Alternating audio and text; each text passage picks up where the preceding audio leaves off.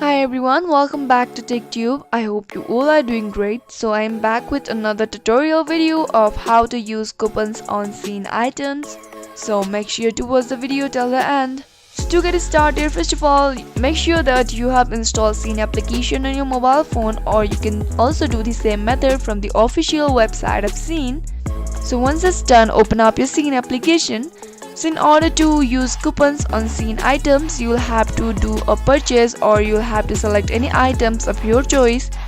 And for purchasing any items, go ahead to your chart section and then tap on the checkout.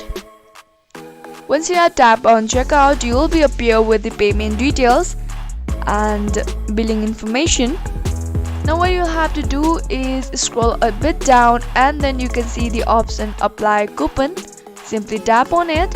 Once you tap on it, you can apply the coupon right here.